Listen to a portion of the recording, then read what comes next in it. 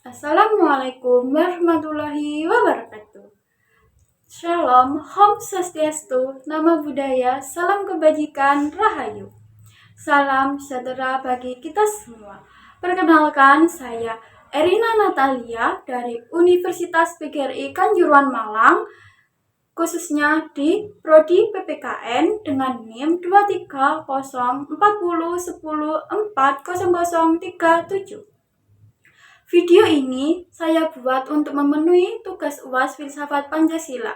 Dalam video ini saya akan menjelaskan pemahaman saya tentang filsafat Pancasila. Mari kita simak video berikut. Nah, jadi pemahaman saya tentang filsafat Pancasila itu sebagai pandangan hidup bangsa dan dasar negara Indonesia. Ia lahir dari pengalaman sejarah dan nilai-nilai luhur bangsa. Selain itu, Pancasila juga menjadi jembatan antara kenyataan dan cita-cita bangsa, memandu arah dan moral sosial terhadap kehidupan bernegara. Mengenai tokoh-tokoh BPUPK, Muhammad Yamin menekankan kejayaan masa lalu, namun terlalu romantis dan kurang inklusif terhadap keragaman bangsa. Yang kedua ada Prof. Supomo.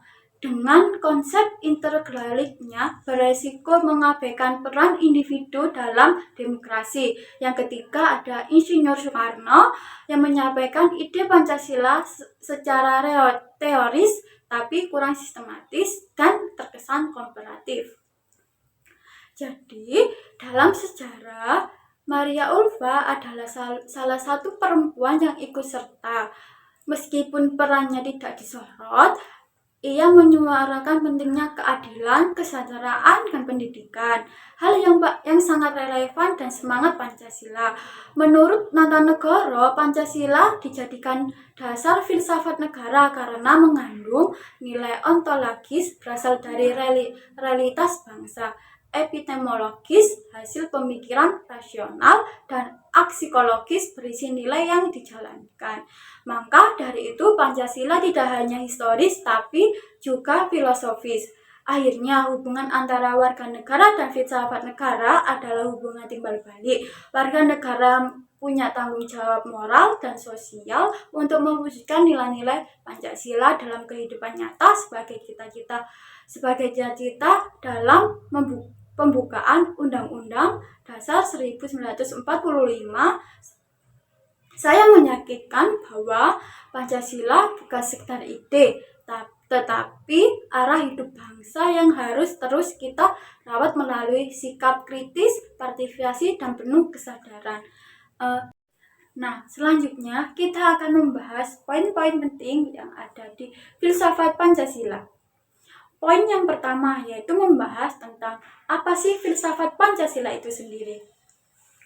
Jadi, yang kesatu sebagai landasan dan panduan kehidupan berbangsa dan bernegara. Jadi maksudnya, filsafat Pancasila adalah konsep pemikiran filosofis yang menekankan nilai-nilai dasar sebagai landasan dan panduan dalam kehidupan berbangsa dan bernegara di Indonesia. Pancasila menggabungkan dua unsur filosofis, kearifan lokal, dan prinsip demokrasi, sehingga menjadi pedoman sikap, tingkah laku, dan perbuatan warga negara dalam kehidupan sehari-hari. Yang kedua yaitu sebagai kepribadian dan ciri khas bangsa Indonesia. Jadi maksudnya filsafat Pancasila berfungsi sebagai kepribadian dan ciri khas bangsa Indonesia, serta menjadi sumber dan seluruh sumber hukum di Indonesia. Nilai-nilai Pancasila dianggap paling sesuai dan bijaksana untuk penyelenggaraan negara, serta menjadi jawaban atas pertanyaan mendasar tentang sifat kehidupan bangsa Indonesia. Selanjutnya ke poin kedua. Tuliskan minimal 2 komentar kritis tentang pemikiran Muhammad Yamin di sidang BPUPK. Yang ke-1, ada keraguan terhadap keaslian pidato Yamin yang disebut mengusulkan 5 sila Pancasila pada tanggal 29 Mei 1945. Nah, dalam hal tersebut, Sejarawan dan aksi sejarah termasuk Bung Hatta menolak teks pidato Muhammad Yamin tersebut bahwa ada dugaan notulen asli telah dicabut atau diganti oleh Muhammad Yamin sendiri sehingga sumber sejarah menjadi kabur. Kedua, narasi bahwa Muhammad Yamin adalah pengusul utama Pancasila masih sering digunakan. Padahal risilah autentik menunjukkan bahwa Muhammad Yamin pada tanggal 29 Mei 1945 tidak secara implisit mengusulkan 5 sila sebagai dasar negara, melainkan membahas bahwa pembentukan negara dan undang-undang. Hal ini menimbulkan pertanyaan tentang objektivitas historiografi dan kecenderungan glorifikasi peran Muhammad Yamin. Selanjutnya ke poin ketiga, yaitu tentang komentar kritis pada pemikiran Prof. Supomo di sidang BPUPK. Yang kesatu, konsep negara intergalaktik berpotensi mengabaikan hak individu. Jadi, pemikiran Supomo tentang negara intergalaktik menekankan persatuan dan kesatuan namun beresiko mengabaikan hak-hak individu. Negara yang terlalu dominan dapat menekankan kebebasan dan aspirasi warga negara sehingga rentan terhadap praktik otoritarisme. Yang kedua, kurangnya penyeimbangan terhadap prinsip demokrasi. Konsep integralis Supomo cenderung menolak liberalisme Barat tanpa menawarkan mekanisme perlindungan hak minoritas atau opsi yang sehat.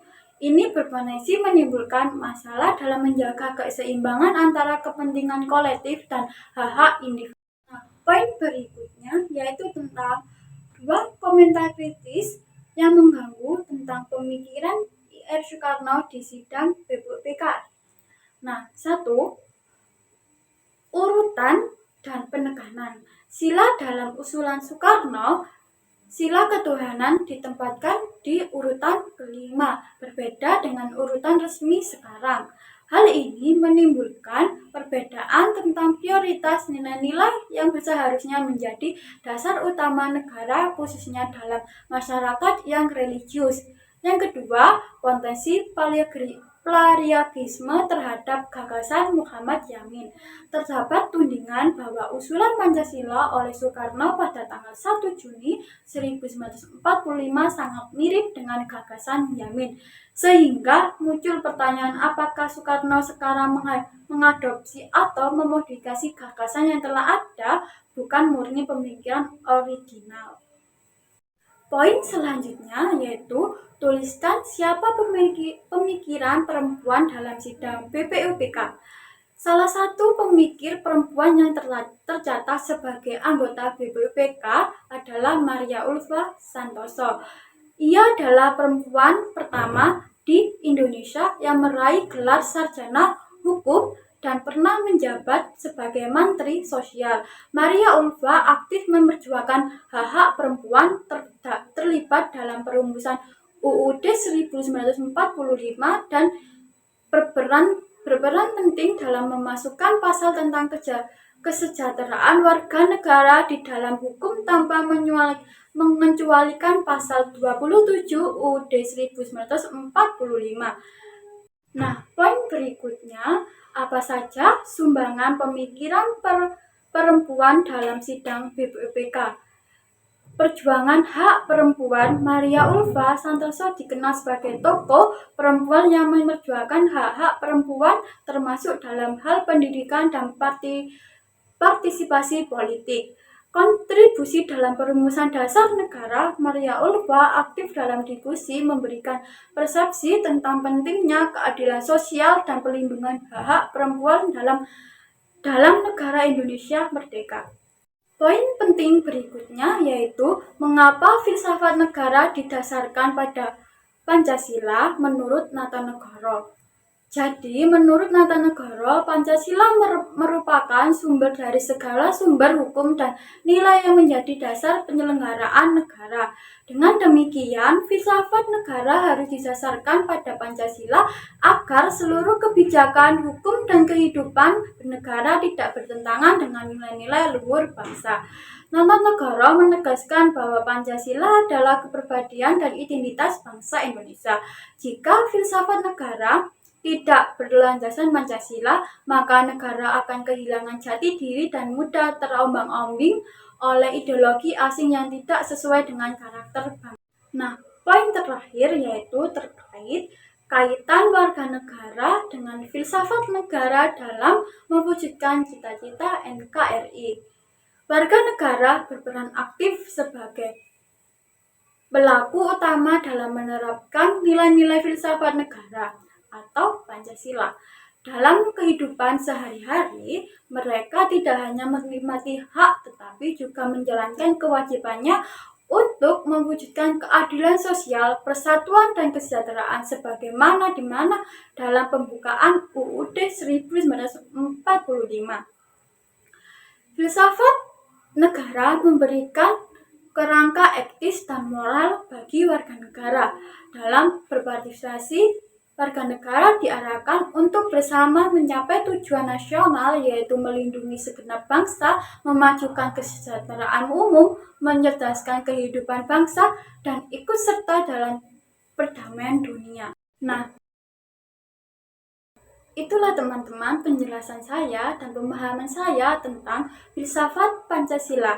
Jadi, selama 16 pertemuan yang saya dapat tentang hal-hal tersebut. Semoga bermanfaat ya.